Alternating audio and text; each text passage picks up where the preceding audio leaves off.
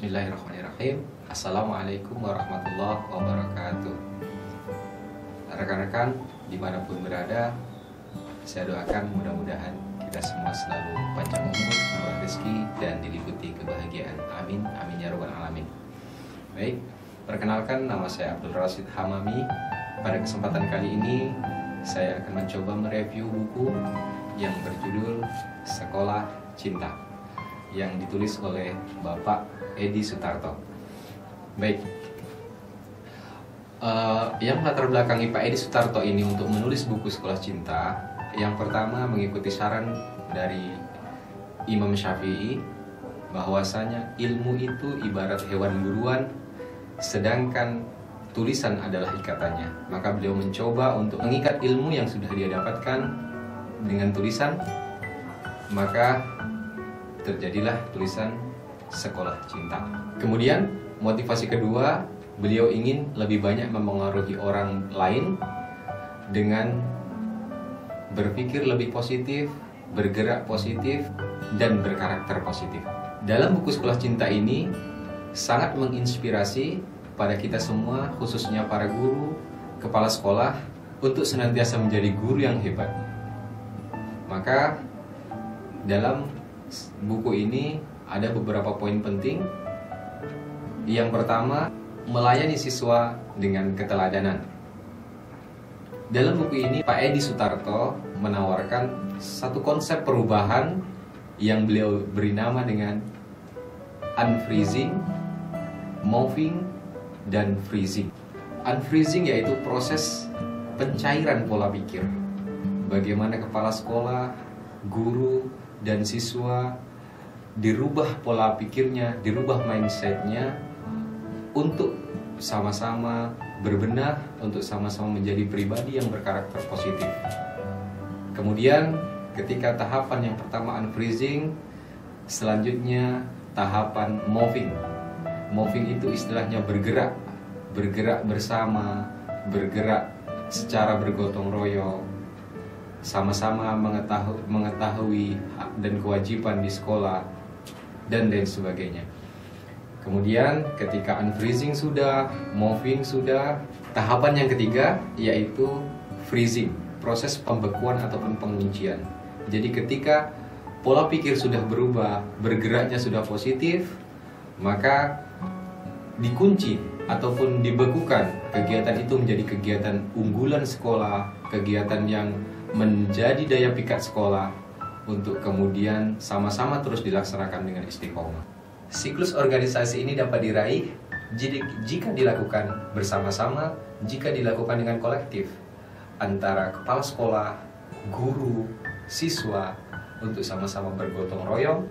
Maka dari sinilah perubahan dan keteladanan ini dimulai. Dalam buku ini Pak Edi juga mengatakan bahwasannya dunia pendidikan kita saat ini sedang mengalami yang namanya krisis moral, krisis keteladanan. Tapi Pak Edi juga tetap optimis bahwasanya keteladanan tetap bisa ditumbuhkan. Karena di antara krisis keteladanan masih ada sosok yang tetap komitmen, baik itu kepala sekolah, baik itu guru, untuk terus menjaga sisi-sisi keteladanan untuk ditelurkan kepada para siswanya. Kepala sekolah dan guru yang melayani siswanya dengan pendekatan cinta sesungguhnya sedang menumbuhkan harga diri. Dalam hal ini siswa didengarkan, dipedulikan, dibahagiakan. Konsep yang kedua, semua bermula dari pemimpin. Dalam proses perubahan, pemimpin itu hendaknya tahu betul dan mampu membedakan antara makna seorang bos dan seorang pemimpin. Bos itu sifatnya individualistis, sedangkan pemimpin itu sifatnya kolektivitas. Artinya, ketika bos berkata ataupun memerintahkan kerjakan, maka pemimpin akan berkata, mari kita kerjakan sama-sama. Ketika ada kesalahan, si bos ini pasti akan menunjuk langsung batang hidung pelaku. Tetapi pemimpin, dia akan mencari di mana titik salahnya untuk kemudian diberikan solusi, untuk kemudian sama-sama diperbaiki menjadi yang lebih baik. Bos itu lebih sering banyak berkata, lebih sering banyak bicara, sedangkan pemimpin itu lebih banyak mendengar dan lebih banyak menginspirasi. Dalam buku ini, Pak Edi juga memberikan konsep bahwasanya kita sebagai guru, khususnya kita yang notabene-nya Muslim, yang berpegang teguh kepada Al-Quran, bahwasanya di dalam Al-Quran, surat pertama yang menjadi perintah Al-Quran yaitu surat Al-Alaq yang berbunyi Iqra, bacalah. Maka disarankan kepada para kepala sekolah, para guru, para siswa untuk lebih gemar membaca. Karena dengan sering membaca, karena dengan gemar membaca, maka cakrawala berpikir kita akan lebih luas, cakrawala berpikir kita akan lebih lapang.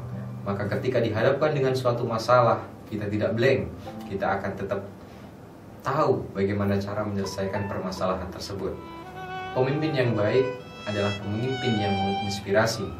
Pemimpin yang baik adalah pemimpin yang menginspirasi tanpa menggurui. Pemimpin yang bisa mengkritik tanpa menjatuhkan. Rekan-rekan, pada intinya dalam buku ini kita ditawarkan untuk menjadi seorang pemimpin, seorang guru, untuk lebih menciptakan keteladanan di lingkungan sekolah, di lingkungan orang-orang terdekat, di lingkungan para siswa. Apalagi kita sebagai guru, kita sebagai kepala sekolah, itu sebagai pelaku utama untuk menelurkan kepemimpinan, untuk menelurkan keteladanan pada anak-anak didik kita. Kemudian di buku ini kita dipahamkan bagaimana cara mengelola sekolah dengan cinta. Kemudian di buku ini juga kita diajarkan bagaimana cara mengelola sekolah dengan cinta. Bagaimana upaya kepala sekolah memberikan teladan dengan cinta. Bagaimana cara guru, bagaimana cara kepala sekolah menjadi pemimpin-pemimpin cinta. Dan bagaimana upaya kita menumbuhkan karakter-karakter positif kepada siswa-siswi kita. Demikian, sekali lagi, mari sama-sama kita belajar, sama-sama kita lebih banyak membaca, sama-sama kita berbenah untuk menjadi pemimpin yang baik, pemimpin yang berkarakter positif, pemimpin yang memberikan keteladanan kepada siswa-siswi kita. Demikian, mohon maaf atas segala kehilafan. Assalamualaikum warahmatullahi wabarakatuh.